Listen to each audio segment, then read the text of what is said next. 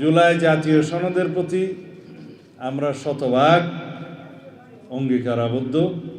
এটা রাজনৈতিক সমঝোতার দলিল আমরা স্বাক্ষর করেছি। বরং যারা সমালোচনা করছে তারা স্বাক্ষর করেছে এই গত কয়েকদিন আগে। সুপ্রিম কোর্টের হাইকোর্ট ডিভিশনে একটি রিট, দুইটা রিট মূলত খুব সাম্প্রতিককালে খুব আলোচনা এসছে। তার মধ্যে একটা হচ্ছে জুলাই জাতীয় সনদ উইদিন ব্র্যাকেট সংবিধান সংস্কার আদেশ, সেটাকে চ্যালেঞ্জ করা হয়েছে এবং গণভোট অধ্যাদেশের সেকশন 3 এবং আরেকটা তফসিল চ্যালেঞ্জ করা হয়েছে একই রিটে। আরেকটা রিটে যে সংবিধান সংস্কার পরিষদের সদস্য হিসেবে শপথ গ্রহণের যে ফর্ম সংসদ সচিবালয় থেকে বিতরণ করা হয়েছিল সংসদ সদস্যদেরকে, সেটার এখতিয়ার এবং শপথ পড়ানো, এটা কেন সংবিধান বহির্ভূত হবে না সেটাকে আলাদা রিটে চ্যালেঞ্জ করা হয়েছে।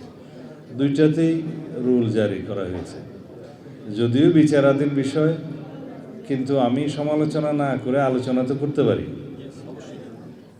একটি রাজনৈতিক দলের পক্ষ থেকে একরকম আলোচনা, তাদের বন্ধু রাজনৈতিক দলের পক্ষ থেকে আরও একটি আলোচনা। বলা হয়েছে যারা জুলাই জাতীয় সনদ স্বীকার করে না, গণরায় মানে না, তারা প্রত্যাখ্যাত হবে ইত্যাদি ইত্যাদি, আবার রাজপথে যাবে। জুলাই জাতীয় সনদের প্রতি আমরা শতভাগ অঙ্গীকার আবদ্ধ। এটা রাজনৈতিক সমঝোতার দলিল আমরা স্বাক্ষর করেছি। বরং যারা সমালোচনা করছে তারা স্বাক্ষর করেছে এই গত কয়েকদিন আগে নির্বাচন। জাতীয় সনদের প্রত্যেকটি প্রস্তাব যেভাবে স্বাক্ষরিত হয়েছে, নোট অফ ডিসেন্ট সহ, আপনারা সেই কিতাবটি হাতে নিয়ে দেখবেন, ওখানে বলা আছে যারা নোট অফ ডিসেন্ট দিয়েছে যে সমস্ত দফায়, সেই সমস্ত রাজনৈতিক দল যদি নির্বাচনী ইশতেহারে উল্লেখপূর্বক জনগণের ম্যান্ডেট প্রাপ্ত হন তাহলে তারা সেটা বাস্তবায়ন করতে পারবেন। ইতি মাননীয় প্রধান উপদেষ্টা এবং অন্যান্য উপদেষ্টা যারা এখানে সংস্কার করে জাতীয় ঐকমত্য কমিশনের সদস্য ছিলেন, তাদের মধ্যে পরে কেউ কেউ উপদেষ্টা হয়েছে, তারা সবাই স্বাক্ষর করেছে। রাজনৈতিক দল সমূহের মধ্যে অধিকাংশ স্বাক্ষর করেছে।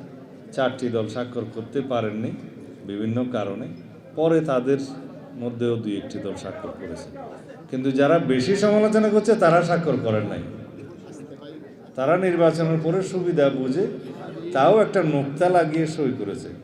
কিন্তু জুলাই জাতীয় সনদে নোক্তা লাগানোর কিছু নেই, ওটা যা আছে তা হয় সই করতে হবে, অথবা যদি রিজার্ভেশন থাকে সেটা তাদেরকে বলতে হবে এই কারণে আমরা সই করতে পারলাম না।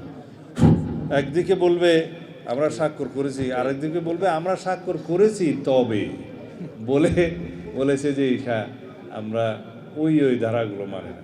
তো অনেক কথা যারা বলে।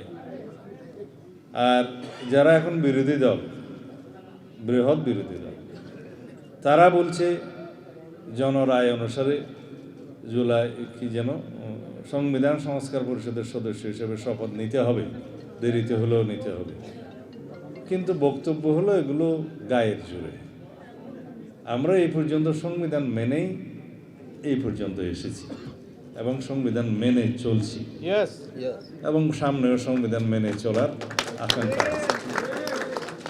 কিন্তু আমাদের বক্তব্য ছিল যদি গণভোটের রায়কে আমরা সম্মান দিতে চাই, জাতীয় সংসদে আগে যেতে হবে, সেখানে আলাপ আলোচনা করতে হবে, আইন প্রণয়ন করতে হবে, সংবিধানে সেটা অন্তর্ভুক্ত করতে হবে। তারপরে যদি সংবিধান সংস্কার পরিষদের সদস্য হিসেবে শপথ নিতে হয় সেটা সেখানেই নির্ধারণ করা হবে, সিদ্ধান্ত হবে, এবং কোন ফর্মে শপথ হবে সেটা 3য় তফসিলে আনতে হবে। কে শপথ বাক্য পাঠ করাবেন সেটা নির্ধারিত হবে, তারপরে এটা বিধিসম্মত হবে। কিন্তু আজকে যাদেরকে জবরদস্তিমূলক শপথ পড়ানো হলো, যিনি জবরদস্তিমূলক শপথ পড়ালেন, সেটা সংবিধান রক্ষণ হয়েছে কিনা অবশ্যই সুপ্রিম কোর্টের দেখার দায়িত্ব। কারণ বিচারকগণ শপথ নিয়েছেন সংবিধান রক্ষণের, সংরক্ষণের এবং এই সংবিধানকে রক্ষা করার জন্য শপথ নিয়েছেন। আপনারা তো কেউ সংবিধান রক্ষণের জন্য শপথ নেন নাই, আইনজীবীবৃন্দ তারা নিয়েছেন। সুতরাং সেই প্রশ্নটা আদালতে উঠেছে। আমাদের বক্তব্য অন্য জায়গায়। আমরা তো জুলাই জাতীয় সনদকে অস্বীকার করি না। জুলাই জাতীয় সনদের প্রত্যেকটা শব্দকে, অক্ষরকে আমরা ধারণ করি এবং আমরা সেটা প্রতিশ্রুতি দিয়েছি, জাতির কাছে অঙ্গীকারাবদ্ধ হয়েছি, আমরা সেটা বাস্তবায়ন করব। এমনকি সেই প্রতিশ্রুতির বাইরেও আমাদের নির্বাচনী ইশতেহার অনুসারে বিএনপি যে সমস্ত ইশতেহার প্রণয়ন করে জনগণের ম্যান্ডেট লাভ করেছে, সেই সমস্ত ইশতেহারেও যা কিছু আছে তা আমরা বাস্তবায়ন করব।